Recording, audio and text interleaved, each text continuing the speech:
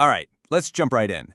We're going to talk about something that pretty much every company is wrestling with right now, and it all boils down to one simple question. Is your company's structure an engine that's launching you into the future, or is it a massive anchor holding you stuck in the past? You know, this quote just hits so hard because it feels so true. I bet a lot of you have felt this. That frustrating feeling when you see incredible potential just fizzle out. Not because the ideas are bad, or the people aren't smart, but because the very system you're working in is built to suffocate them. So, to really get what we're talking about, let's look at a story. It's a bit of a cautionary tale about a company the source material calls Innovaco. And it's the perfect example of how your own success can become that hidden anchor we were just talking about. See, here's the thing about Innovaco. They were a successful company, by all accounts. But that success had created this monster of complexity that was just slowly grinding everything to a halt from the inside. They were stuck in this paradox. The bigger they got, the slower they moved. The more successful they became, the less innovative they were. Does any of this sound familiar? At Innovoco, this wasn't just a list on a slide. This was their reality.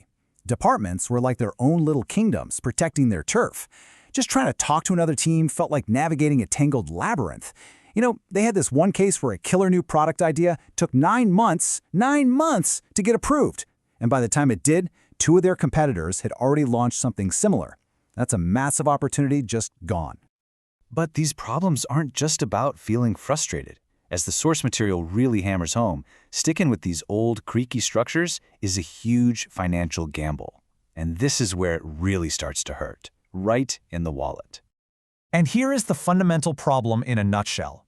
Companies are pouring millions of dollars into these amazing, cutting-edge ideas like AI. But then they try to jam them into a rigid, old-school, top-down machine.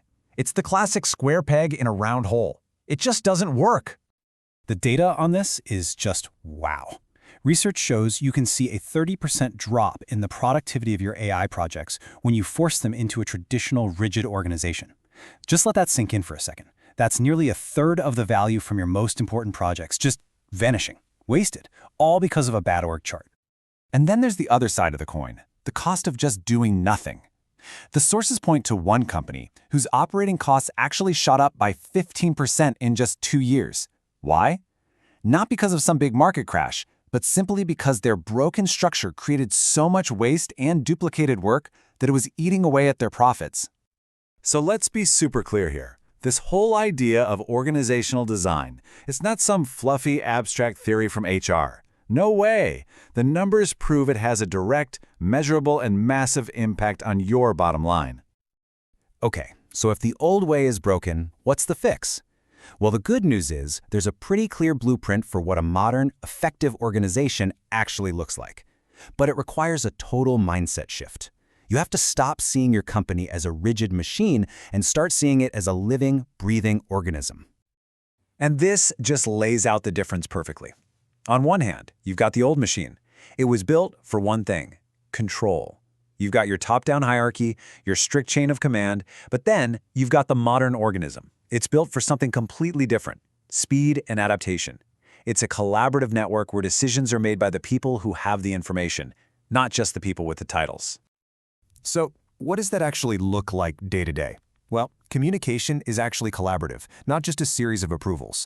Big, important decisions are pushed down to the teams on the ground, who are closest to the action. And maybe the biggest change of all, the focus shifts away from protecting internal departments and becomes an obsession with delivering real value to your customer.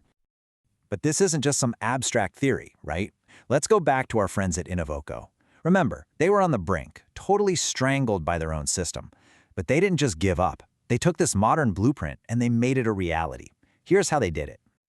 And they did a full-on transformation. First, they mapped out the entire journey of how value actually got to their customers. And that immediately showed them where all the bottlenecks were. Then, they completely reorganized. They broke down those old silos and created these cross-functional teams that were focused on one product or one customer. Third, and this part is brilliant, they created something called Team APIs. Think of it like clear, simple rules of engagement for how teams work together, which cut out all the confusion. And finally, they made learning and feedback a core part of their culture. It wasn't optional, it was how they operated. And the payoff was, well, it was huge. And it was fast. Suddenly, people felt empowered. They were engaged. The whole company, for the first time in years, was actually agile enough to respond to what the market was doing, instead of constantly being 2 steps behind. And if you need more proof, here it is in black and white. This isn't just a feel-good story. A McKinsey study found that companies who do this kind of modernization see revenue growth that's 20 to 30% higher than their slower-moving competitors. That's not just an edge, that is a massive competitive advantage. So, what's the takeaway for you? Well, the stuff we're talking about here isn't just theory. The source material is a practical roadmap. It's packed with exercises, templates, and guides for any leader who's ready to stop talking about change and actually start building an organization that's ready for the future. And that brings us right back to that critical question. I want you to really think about your own organization. Is your structure an engine pushing you forward, or is it an anchor weighing you down? Is your company truly designed to thrive in the future, or is it just barely designed to survive today?